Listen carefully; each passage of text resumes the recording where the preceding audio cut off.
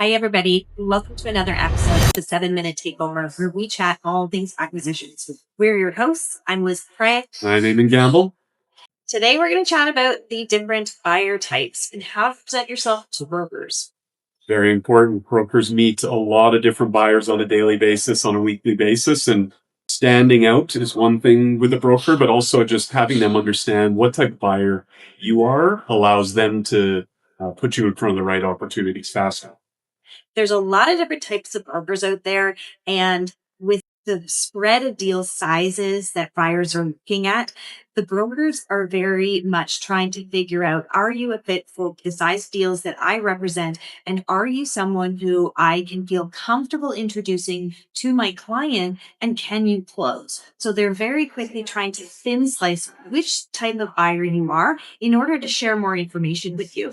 And with the number and sheer quantity of buyers that are entering the space right now, it's getting really competitive. So brokers are really acutely aware of wanting to know very quickly who you are and what type of buyer you are to get through the noise in the market. So Liz, can you rate my personal intro here? I am a buyer who is looking for a business with strong cash flow. That sounds very much like a lot of the buyers out there. And it's starting to sound more like noise. I'm a former business broker. I used to talk to buyers on a daily basis. And when I heard that, it was very clear you didn't really have a clear understanding of how to differentiate yourself. You didn't have a clear understanding of how to demonstrate your value prop. Where's your experience? Why are you a buyer? And how are you bringing your previous career experience into this acquisition process? And I also want to know who's behind you. Are you a team? Are you backed by investors? That's where my brain starts to go, what buyer type are you? And this is something that the brokers are really dialing into. Okay, so if I wanted to do a better job of identifying the type of buyer I am, maybe I need to learn a little bit of the industry standard language. What are some of the most common buyer types that you've? So very commonly, you have your traditional search funds who they've raised capital to cover their search, and then they will raise additional capital when they find a target company. But it's not entirely committed, but they've got their investors in place. There's more confidence that the capital's there. They're very narrow in their search criteria and the bracket of deals that they will look at. They know typically they really know what they want. Another buyer type would be an independent sponsor. So they will raise capital on a deal by deal basis, and then they will find an operator to come in and operate that business alongside of them. They usually come with a track record, experience in raising capital, deep experience in running companies. So they're more sophisticated. Then you've got your self-funded searcher, which we see a lot, who are using their own funds to buy businesses, and they may or may not raise capital on deal by deal basis when they find the right deal for them. But they are using their own resources to fund the search and then may choose to raise capital later on. I think one of the benefits you're really going to want to highlight to a broker is if you are using your own personal funds to fund an acquisition. To a broker, that's going to mean a lot less uncertainty around getting the deal funded.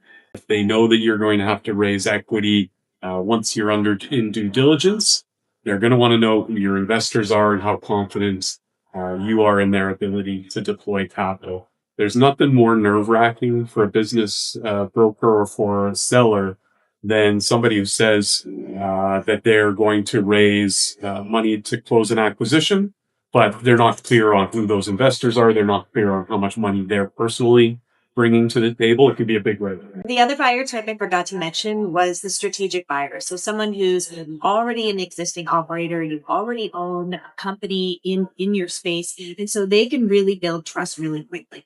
But one of the biggest trust building and credibility that we're seeing now is the brokers really want to understand really how are you funded and can they trust your funding sources. So if you're not raising capital and you're coming with your own funds, be clear about that and own it. If you're raising capital, they want to see you show up with letters of commitment or bios and profiles of your investors. They want to see the strength of your bench and the depth of your bench. And you want to be having those conversations with investors quite early on if you plan to roll out. All right. So if we were to provide some acceleration tips I think our buyers are going to be much more successful if they lead with clarity and credibility in their communication. So it's sometimes a little bit annoying to put yourself into a bucket.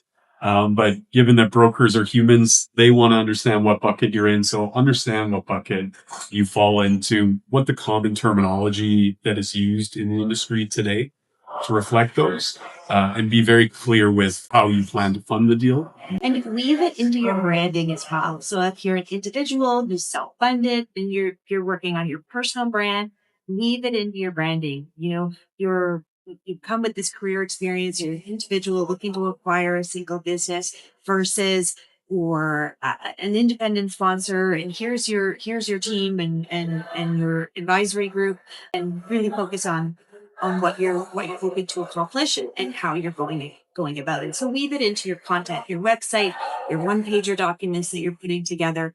That holistic brand should really clearly articulate to brokers and M&A firms what you're trying to accomplish, and that will really help you cut through the noise and build trust more quickly. Well, I appreciate all the feedback you've given me on my buyer pitch. I'm going to go take that one home and work on it a little bit. But until the next episode, thanks for joining us today. Thanks for tuning in. If you enjoyed the content, please be sure to subscribe, follow us on social media, and check out our website at villagewellth.com.